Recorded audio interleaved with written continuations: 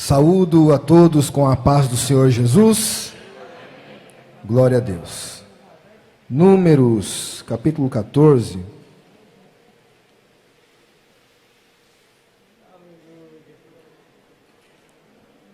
Muito feliz poder cooperar aqui. Estivemos pela manhã cooperando com os jovens. Sempre bom estar na igreja mãe. Números, capítulo 14. Vamos ler o versículo de número 13. Números 14, versículo 13, diz assim a palavra de Deus. E disse Moisés ao Senhor: assim os egípcios o ouvirão, porquanto com a tua força fizeste subir este povo do meio deles. E o dirão aos moradores desta terra, que ouviram que tu, ó Senhor, estás no meio deste povo, que de cara a cara, ó Senhor, lhes aparece, que a tua nuvem está sobre eles, e que vais adiante deles numa coluna de nuvem de dia e numa coluna de fogo de noite. E se matares esse povo como a um só homem, as gentes, pois, que ouviram a tua fama, falarão dizendo: porquanto o Senhor não podia pôr este povo na terra que lhes tinha jurado, por isso os matou no deserto. Meus irmãos, nós vemos um momento ímpar da história do povo de Deus, onde Deus toma uma decisão muito forte. Deus toma uma decisão de matar, de eliminar o seu povo. O povo que havia sido liberto do Egito, estava agora no deserto. Apesar de estarem no deserto, recebiam todos os cuidados de Deus, porque mesmo no deserto, Deus não deixa de cuidar dos seus. O povo que estava no deserto, mas era só por um período de tempo, eles estavam ali, passando por uma escola, uma pedagogia de Deus, rumo à terra que manava leite e mel.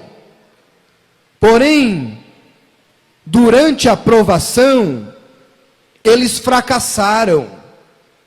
E triste, quando Deus está provando o seu povo, fazendo com que seu povo venha a amadurecer, fazendo com que os desafios da vida nos faça mais forte e não desistir de lutar. É triste quando alguém no meio da batalha, no meio da provação, ou até mesmo no meio da luta, acaba desistindo de prosseguir, desistindo de lutar. Deus, Ele não é injusto. Se Ele permite nós passarmos por uma provação, ou por uma luta, é porque Ele mesmo já te deu capacidade suficiente, graça suficiente, para nós passarmos pela prova, glorificando ao Senhor, e receber a nossa vitória lá na frente. 1 Coríntios capítulo 10, versículo 11, se eu não me engano, diz que não veio sobre vós tentação, senão humana, mas fiel é Deus, que não vos deixará ser tentados, além do que podeis suportar. Junto com a tentação, também virá o escape. Se você está passando pelo que você está passando, é porque o próprio Deus te deu estrutura suficiente para você vencer todos os desafios que vêm sobre a sua vida. Eles já estavam quase acabando a prova deles. Chegaram num oásis chamado Cades Barneia. E Moisés, na direção de Deus, levanta 12 homens, simbolizando aí as 12 tribos, envia eles como espiões, para sondar o território, a qual já era deles por promessa. Quando esses homens vão, o interessante que quando eles voltam, interessante que eles foram e conseguiram voltar, quando eles voltam, cada um tinha uma perspectiva do que eles viram lá. E é interessante a forma como as pessoas enxergam o mundo. Muitos chamam isso de cosmovisão, a forma como nós enxergamos as coisas. Para ter uma noção, eles trouxeram cachos de uvas, que eram tão grandes, tão lindos, que uma pessoa só não conseguia carregar. Já imaginou um cacho de uva desse? Deve ser uma uva maravilhosa. Eles trouxeram a prova física, material, objeto de comparação, de que o lugar que Deus havia prometido para eles era um lugar bom, era um lugar agradável, e ali estava a prova para ninguém duvidar. É incrível como nós vivemos num mundo hoje, um mundo de sequidão espiritual, um mundo de sequidão de amor, um deserto. Porém, nesse deserto, além de Deus nos acalentar com a presença do Espírito Santo e com a sombra do Onipotente, apesar de tudo isso, Deus ainda nos permite sentir a presença do futuro, porque quando nós sentimos a presença de Deus, o gozo na alma, a alegria, a graça de Deus, é a sensação maravilhosa que nós teremos de forma permanente quando adentrarmos as mansões celestiais.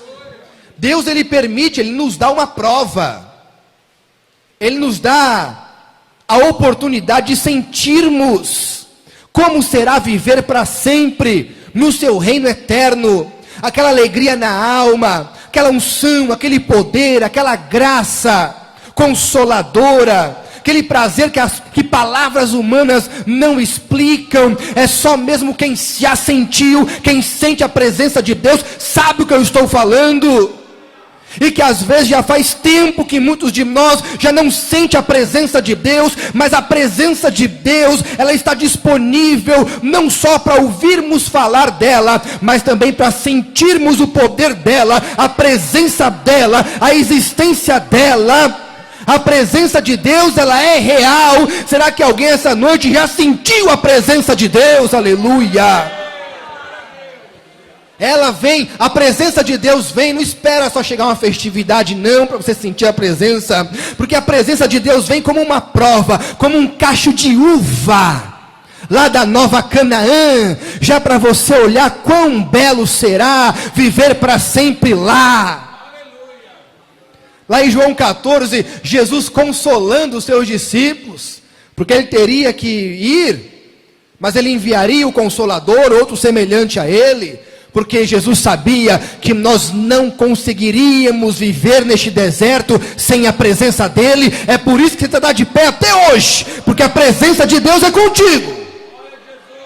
Porque sem a presença dele, você já teria parado há muito tempo. E ele fala: olha, eu diria a vocês que iria preparar lugar. Na casa de meu pai há muitas moradas. A palavra moradas no grego, moné, significa aposentos. Na casa de meu pai há muitos aposentos. Ele já preparando. Imagina como deve ser um aposento na casa de Deus separado para você. Deve ser um quartinho 6x6 não, que tem uma belichezinha lá para você dividir com seu companheiro. Não. Eu imagino que um aposento na casa de Deus é uma infinidade, é uma coisa maravilhosa. Tudo isso preparadinho, já está preparadinho para mim e para você. Quem quer ir para lá? Oh glória! E ele permite eu e você sentir isso. Sabe por que ele permite? É como aqueles homens que viram o cacho de uva gigante, que é para te motivar, para fazer com que o seu entusiasmo não seja apenas uma empolgação humana emocional, mas seja uma esperança que alimenta a sua fé, para que o Espírito Santo, ele consiga encontrar um espaço na sua mente e dizer: olha, você está no deserto hoje, mas aguenta firme, porque vai valer a pena, lá na frente você vai agradecer a Deus. é o nosso deserto de cada dia. Porém, no deserto de cada dia, nós estamos protegidos, nós estamos abastecidos. 41.580.000 litros de água era necessário para aquela multidão ter diariamente no deserto. No deserto, onde não tinha água, como é que Deus fazia? Não sei. Sei que Deus é Deus de provisão e não deixou ninguém morrer de sede. Ele fez tudo isso lá, Ele vai deixar de fazer tudo isso aqui também com você? Não sei qual é a sua preocupação, mas Deus sabe em cada área da tua vida que Ele tem que trabalhar. Por isso Ele quer que você sinta um pedacinho do céu, já aqui na terra.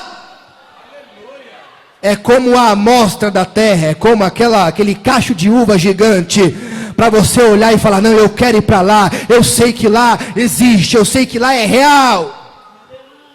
Só que isso é muito bom para quem tem fé suficiente de enxergar as coisas desse jeito. Mas o que fazer quando a pessoa já sofre tanto no deserto, já ficou tão traumatizada com tantas coisas que sofreu na vida, já bastava o Egito, que foi tão sofrido, depois ainda tem que enfrentar um grande deserto, e de repente ela não tem fé suficiente para enxergar as coisas com bons olhos. Já viu pessoas assim? Vem a luta, porque Deus não está me vendo. Vem a prova, é porque Deus está me castigando. Nunca consegue enxergar as coisas com bons olhos. Mas Deus separa esse momento para mostrar para mim e para você que as coisas que acontecem em nossa vida não é para transformar eu e você em pessoas pessimistas, não é para sufocar a minha e a tua fé. Ao contrário, tudo que acontece em nossa vida só vai servir como degrau para você se aproximar mais de Deus, para aumentar a tua fé, para fortalecer o seu espírito, a sua alma. Por isso que a luta e a prova, o deserto, não pode te matar. Você não pode morrer nesse deserto. E foi justamente nesse contexto, onde 10 murmuradores contra 2 homens de fé, que ao invés de mostrar o lado positivo da graça de Deus, o lado verdadeiro da salvação de Deus, não, só quis anunciar o lado ruim, o lado doloroso, só quis falar do lado que faz a pessoa sofrer. Eu tenho certeza que ninguém aqui gosta de benzetacil, não. É doloroso tomar. Tem homem grande e forte aí que até chora quando vai tomar benzetacil. Mas o efeito dela é para te curar. Eu não posso mostrar só um lado. Eu tenho que mostrar a verdade por completa. E aqueles homens, ao invés de divulgarem a verdade, eles divulgaram meia verdade. Eles disseram, olha, a terra que supostamente Deus nos deu, tem grandes muralhas, e até exageraram, né? As muralhas que vai até o céu. Tão impossível aquelas muralhas que eles até conseguiram passar por elas. Olha, lá tem uns homens gigantes lá, que nós somos como gafanhoto perto deles. Não vai dar não. Eles vão matar nossos filhos, vão matar nossas mulheres. Vai todo mundo morrer, já era. Foram verdadeiros pregadores de catástrofes.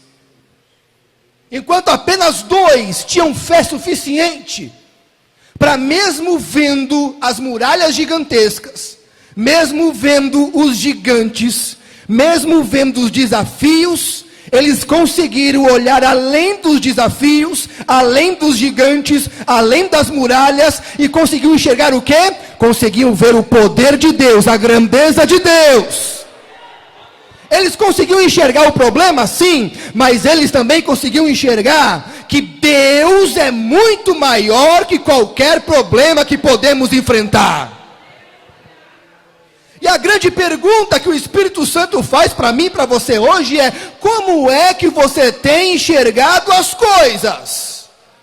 Como é que você tem visualizado as coisas que acontecem ao seu redor? Com os olhos mundanos? Com apenas uma visão material?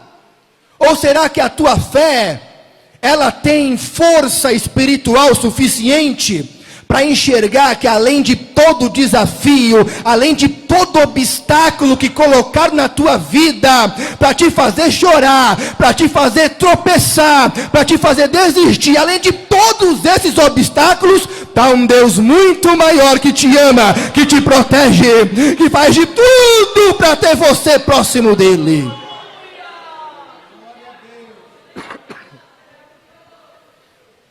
Nosso Deus é tão maravilhoso que quanto mais a pessoa quer se afastar dele, mais ele envia profeta para falar com ele. Quanto mais a pessoa quer desistir de tudo, largar tudo, mais ele envia a unção, a graça do Espírito Santo para dizer para você: ei, não vá longe não, volta aqui, vem para perto de mim. Deus quer eu e você pertinho dele, custe o que custar, não largue tudo. Tenha Deus em primazia em tua vida, e você vai conseguir vencer todos os obstáculos que colocar no seu caminho. Você crê nisso? Ah, mas eu sou pecador. O povo lá também era pecador que só. Povo que murmurava, povo chato, povo ranzinza, com todo respeito àquele povo, que já partiram. Mas leia os textos, só viviam reclamando. Será que se você visse cada milagre daquele, era maná todo dia? E Deus falando: não guarda não, que vai azedar, eu quero que você confie em mim. Ainda tinha alguns que não confiavam, tentavam guardar e azedava no outro dia. Mas eu não falei para você confiar em mim. Teve outros que enjoavam: ah, mas maná todo dia, só maná, eu quero é carne, eu quero churrasco. Ô povo difícil. E mesmo assim Deus estava lá, Deus estava cuidando, Deus estava falando, Deus estava guiando. Se Ele fosse nos julgar conforme nossas obras, meus irmãos, nenhum de nós estaríamos aqui. Mas a graça do Senhor é infinita. Quem envia os seus profetas para dizer: Deus ainda continua ao teu lado, Deus ainda continua habitando em você, Deus ainda continua te consolando, Deus ainda continua tocando, Deus ainda continua perdoando.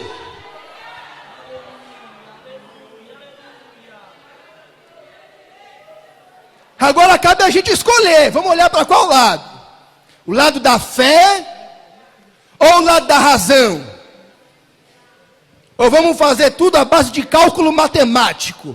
Graças a Deus, acho que nesse momento é muito bom ser ruim de matemática, porque aí só me resta a fé. Porque se eu for calcular muito as coisas como são, como deveria ser, como deveriam ter sido feitas, talvez eu me tornasse cético. Mas graças a Deus, eu não tenho paciência muito para fazer conta não. Eu entrego na mão de Deus e falo: Senhor, está contigo. Se o Senhor me colocou aqui, o Senhor vai me tirar. Se o Senhor me tirou daqui, o Senhor vai me colocar. Se o Senhor desproveu, o Senhor vai prover. O Senhor é dono de tudo, Ele sabe o que faz. Os porquês e os praquês eu abro mão de saber. Só sei de uma coisa: Ele cuida da gente, não abre mão de você. Isso eu sei. Só que, infelizmente, meus irmãos, quando alguém vem com muita informação negativa,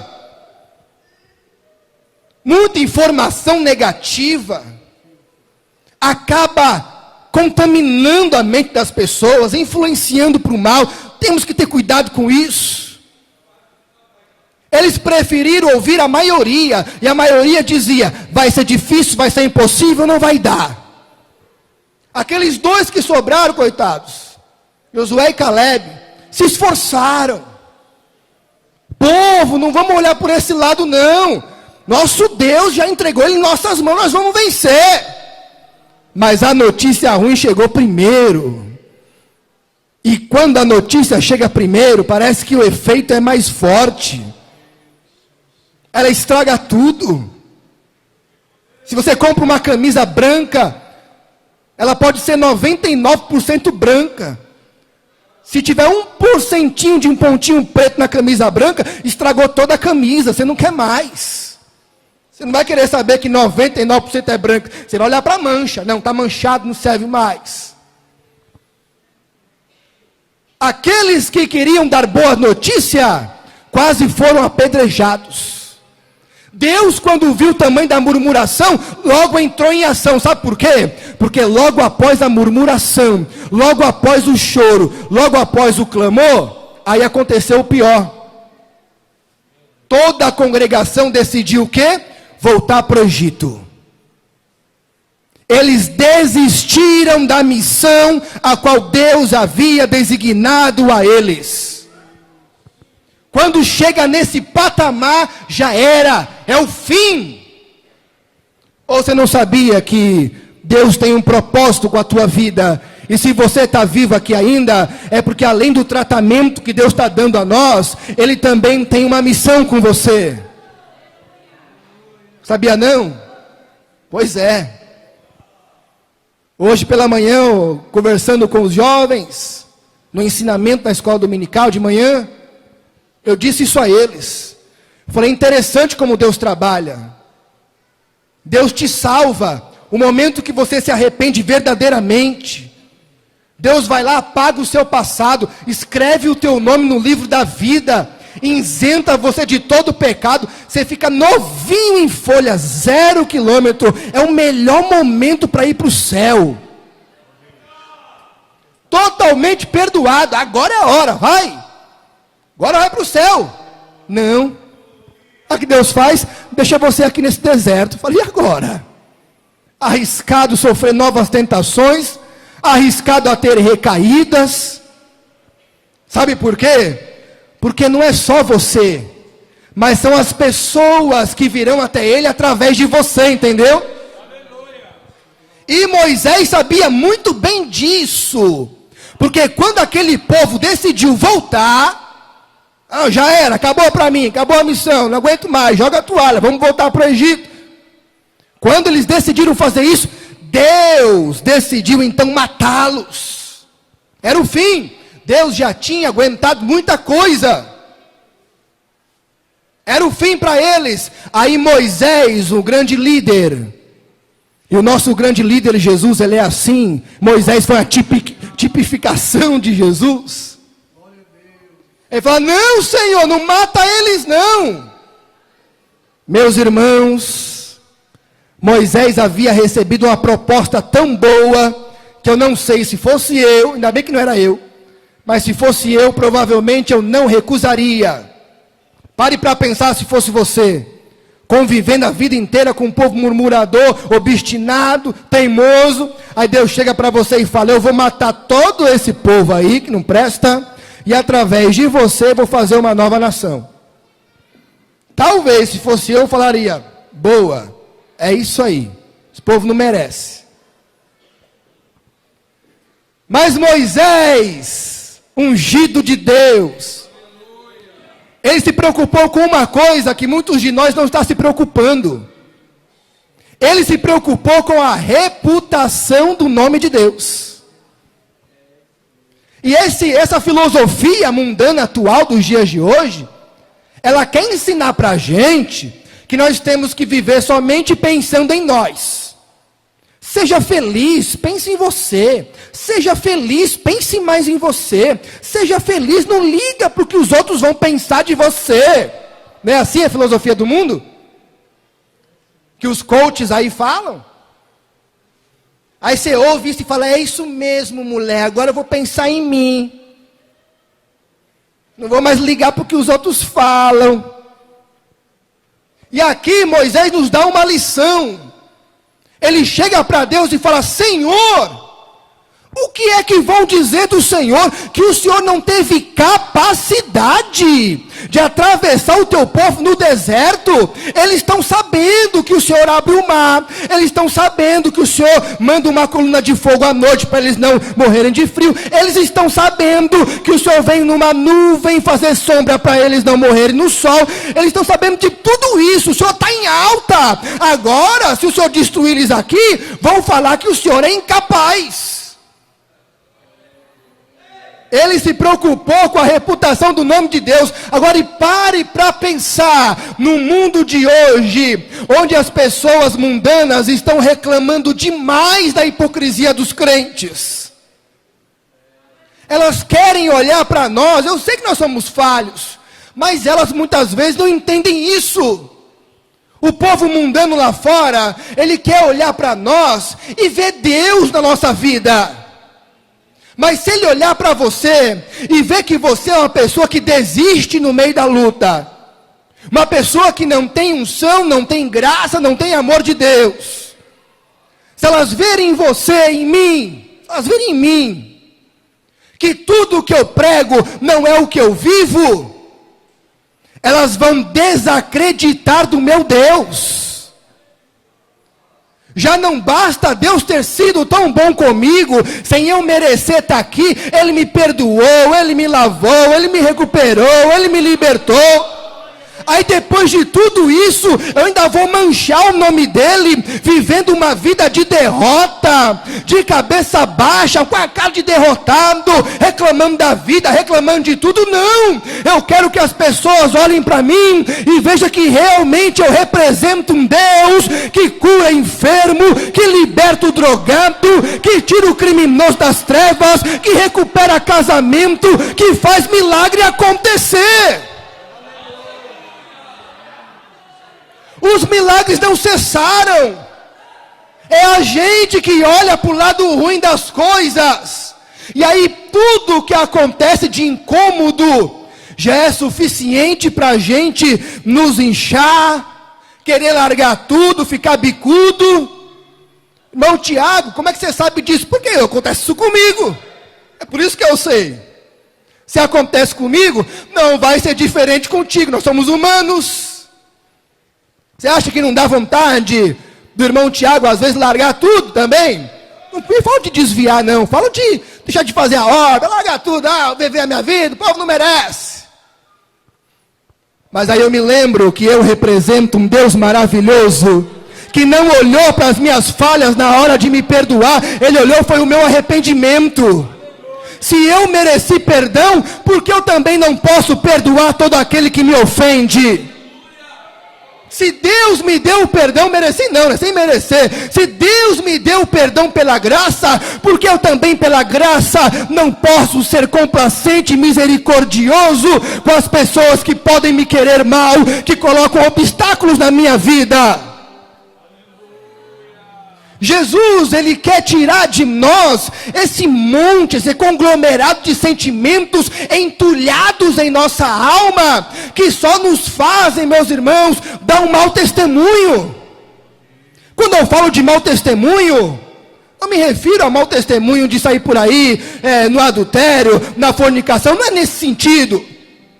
Mas senão, meus irmãos, vamos nos tornar pessoas tão infelizes, tão cabisbaixas, tão amargas, que as pessoas vão olhar para mim, para você e falar assim: ser crente para ter uma vida infeliz, ser crente para ter uma vida de derrota, ser crente para ter uma vida de amargura. Muitas vezes, meus irmãos, nós não percebemos, mas quando olhamos muito para nós e nos esquecemos de olhar para as pessoas que estão sedentas por Deus, nós nos esquecemos que Deus colocou você nesse deserto como Josué e Caleb para mostrar a parte verdadeira, que é a parte boa da fé. E a parte boa é essa: que no mundo tereis aflições, mas tem de bom ânimo, eu venci o mundo. Tem de bom ânimo, não desanima. Irmão Tiago, mas os meus pecados? Pecado Deus perdoa, é só confessar e se arrepender, Deus transforma também. E se eu falhar lá na frente, a mão de Deus está estendida para te levantar se você cair. Será que eu vou conseguir? Tire o será dessa frase. Você vai conseguir, sabe por quê? Porque Deus é quem está cuidando de você. Moisés se preocupou com quem ia pensar. Ah, não, Senhor, vão dizer que o Senhor é um Deus derrotado, um Deus incapaz. Não deixa não pensarem isso do Senhor, não. Tenha misericórdia. Foi isso que Jesus fez na cruz do Calvário. Lá na cruz do Calvário, aquele povinho lá, xingando Jesus, humilhando Jesus. Jesus, um ser tão simples e humilde, que fez bem para todo mundo, que não merecia passar por aquele constrangimento, foi humilhado. Uns seres fracos que se achavam fortes, humilharam ele, cuspiram nele, zombaram dele, desafiaram ele, falou: vai, tu não é filho de Deus, desce daí então. E ele, com uma estrutura emocional excelente, porque ali ele padeceu como homem, uma estrutura emocional excelente, olha para o alto e diz: Pai, perdoa, eles não sabem o que? É essa estrutura que Deus quer dar para a minha alma, para a tua alma, para o teu espírito, para o teu ser, para a tua mente. Para todas as vezes que os desafios da vida querer fazer você olhar para trás e desistir de tudo, você vai olhar para essas coisinhas pequenas, porque vão se tornar pequenas. E você vai falar: o meu Deus é maior, Senhor, tem misericórdia, não sabe o que estão fazendo. Se você estiver com essa estrutura espiritual, essa graça dada pelo próprio Deus, porque o ser humano não tem capacidade de produzir isso, essa estrutura é o próprio Deus que dá. E ainda tem gente achando que batismo com o Espírito Santo é só para falar em língua e pular. Não! Deus sabe da sua fraqueza, Deus sabe dos meus limites, mas Ele sabe também de tantas pessoas ao redor de você, que estão olhando para você, estão torcendo por você, porque a tua vitória simboliza a vitória de Deus. A pessoa olha para o crente, querem ver o sorriso, querem ver você sorrir em meio às lutas. Eu sei que é difícil, eu sei que é cruel muitas vezes, exigem de nós tanto. Quantas vezes tivemos que chorar escondido, para não demonstrar fraqueza, para que não venhamos a acabar de uma forma indireta influenciando alguém. Quantas vezes tivemos que fingir força, no momento em que mais precisávamos de uma palavra de consolo. Foi difícil engolir o choro, não foi fácil. Mas você conseguiu, não foi mérito seu não foi mérito meu não. Foi porque Deus te fortaleceu como uma coluna nessa terra, para que o nome dele seja bem divulgado, para que olhem para você e digam: olha, pode passar o que for, ali vai uma serva de Deus, ali vai um servo de Deus, nada pode abalar ele. E mal sabem as pessoas a luta que se passa por dentro. Te vem sorrindo, te vem glorificando, te vem vindo aos cultos, fala: olha, ali sim, hein? Olha, queria ser crente daquele jeito, mas mal sabe das suas dificuldades. Mas não tema desabar, Deus não vai deixar essa casa desabar. Essa casa foi feita na rocha, que é Cristo, por isso que você não desabou.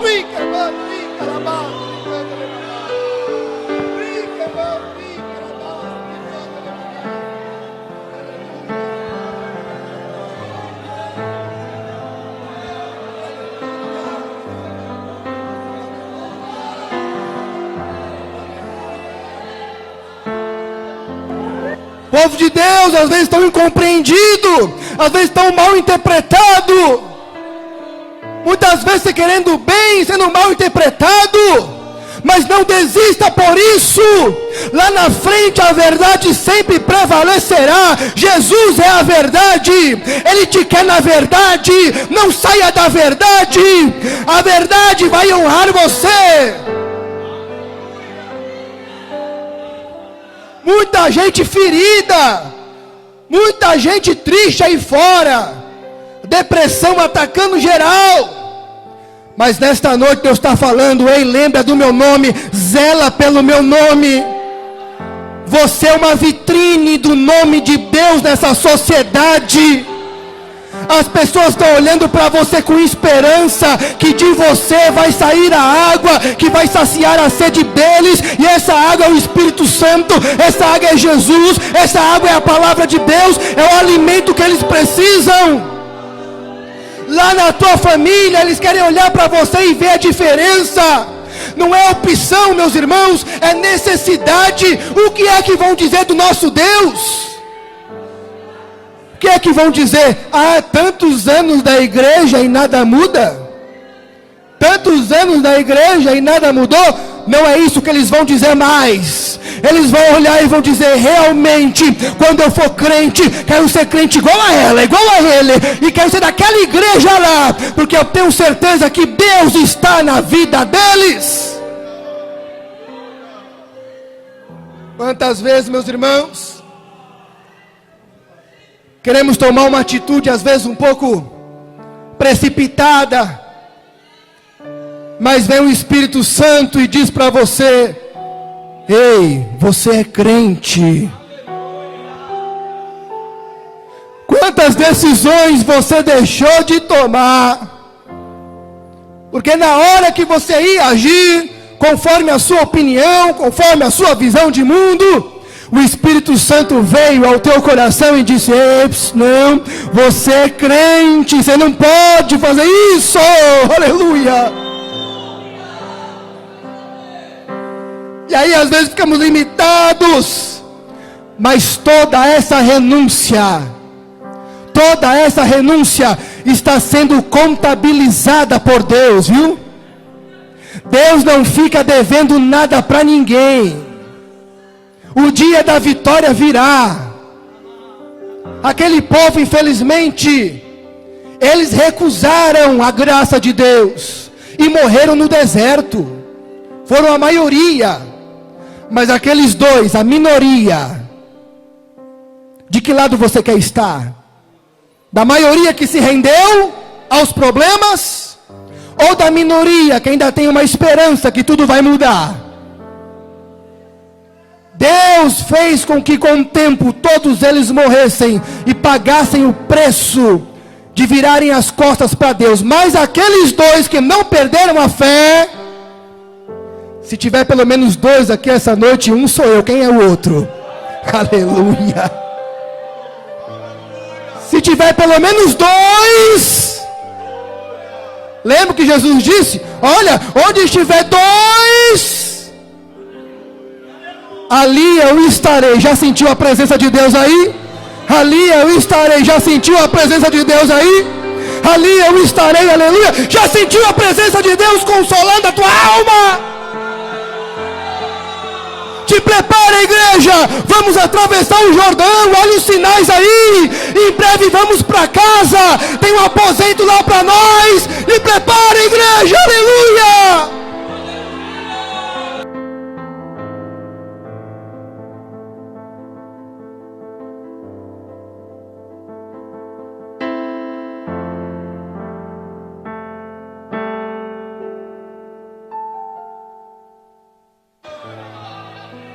Aleluia. Deus está aqui.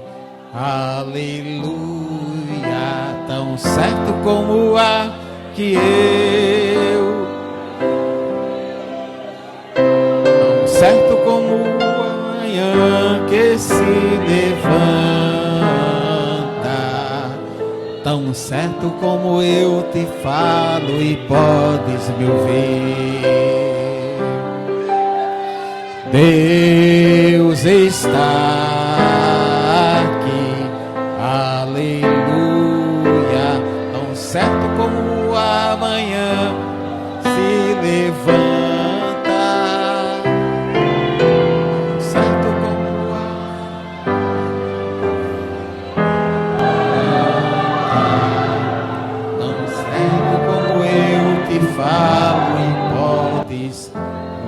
ouvir. Meus irmãos, temos ouvido a palavra de Deus e atentamente observamos, aleluia, o mover do Espírito Santo na igreja. E logo, meus irmãos, compreendemos que essa é a água que descedenta a alma, é o pão que alimenta nosso espírito. E se porventura tem entre nós alguém que ainda não é um crente e deseja também servir a Deus juntamente conosco, nessa peregrinação, nesse deserto, nesse mundo de dificuldade, porém com o Senhor Jesus, sendo amparado pela nuvem, sendo conduzido pelas boas mãos do Senhor, faça um sinal com uma das mãos, dizendo que quer aceitar a Jesus. Nós iremos orar por você.